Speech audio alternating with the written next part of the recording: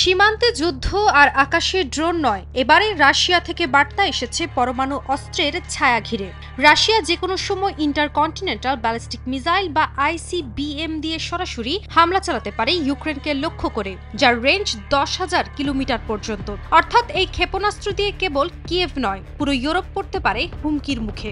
কিন্তু হঠাৎ করে রাশিয়ার এই মিসাইল ছোড়া কি শুধু ভয় দেখানো, নাকি রাশিয়া বুঝিয়ে দিচ্ছে এই যুদ্ধে তাদের নিশানা কেবল ইউক্রেনে সীমাবদ্ধ নয়, বরং পুরো ইউরোপ এখন তাদের নিশানায়? ইউক্রেনের সামরিক গোয়েন্দা সংস্থা GUR এর দাবি, যে কোনো সময় ইউক্রেনকে লক্ষ্য করে ছোড়া হতে পারে রাশিয়ার ইন্টারকন্টিনেন্টাল ব্যালিস্টিক মিসাইল, যার নাম RS-24 ইয়ার্স এবং যার পাল্লা 10,000 কিলোমিটার পর্যন্ত।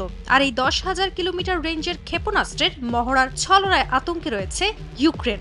যদিও রাশিয়া বলছে এটি একটি ট্রেনিং অ্যান্ড কমব্যাট লঞ্চ, কিন্তু ইউক্রেনের দাবি এটি কোনো সাধারণ মহড়া নয়, বরং সরাসরি একটি কৌশলগত হুমকি। এদিকে GUR বলছে ইউক্রেন ইউরোপীয় ইউনিয়ন ও ন্যাটো সদস্যদের ভয় দেখাতেই রাশিয়া এই ক্ষেপণাস্ত্র ছুটতে যাচ্ছে। তবে রাশিয়ার পক্ষ থেকে এখন পর্যন্ত এ নিয়ে কোনো মন্তব্য আসেনি।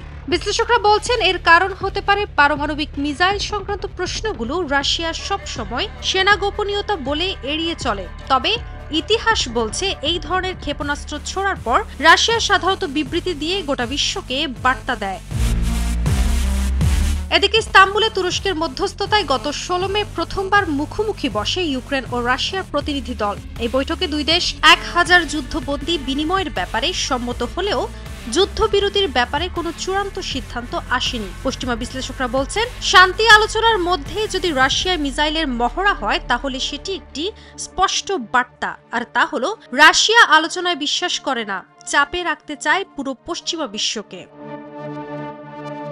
একদিকে রাশিয়ার আগ্রাসন, অন্যদিকে যুক্তরাষ্ট্রের সহায়তা বন্ধ, এই দুই চাপের মাঝেই পিষ্ট ইউক্রেন। গত ফেব্রুয়ারিতে হোয়াইট হাউসে মার্কিন প্রেসিডেন্ট ডোনাল্ড ট্রাম্প ও ইউক্রেনের প্রেসিডেন্ট ভলোদিমির জেলনস্কির মধ্যে এক কঠোর কথার লড়াই হয়। এরপর থেকে সামরিক সাহায্য বন্ধ হয়ে যায় কিয়েভের জন্য। তবে জেলনস্কি চুপ করে নেই। তিনি পোপ লিওর অভিষেক অনুষ্ঠানে রোমে মার্কিন ভাইস প্রেসিডেন্ট জেডি ভ্যান্স ও পররাষ্ট্রমন্ত্রী মার্কো রুবিওর সাথে একটি সাইডলাইন বৈঠক করেছেন। বৈঠক শেষে জেলনস্কি বলেন, ইউক্রেন প্রকৃত কূটনীতিতে বিশ্বাস করে, তাই তারা চাচ্ছে দ্রুত যুদ্ধবিরতি। মোনালিসা হেভি ফ্লো 15 পিস প্যাকেটের সাথে 8 পিসের একটি প্যাকেট একদম ফ্রি।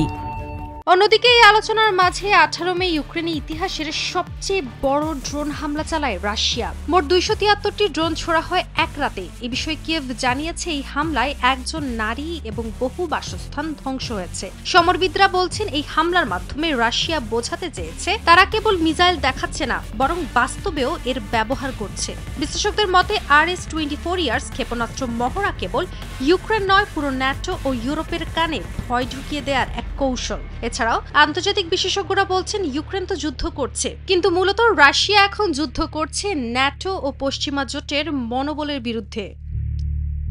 কাজিয়া অহনা, নিউজ 24।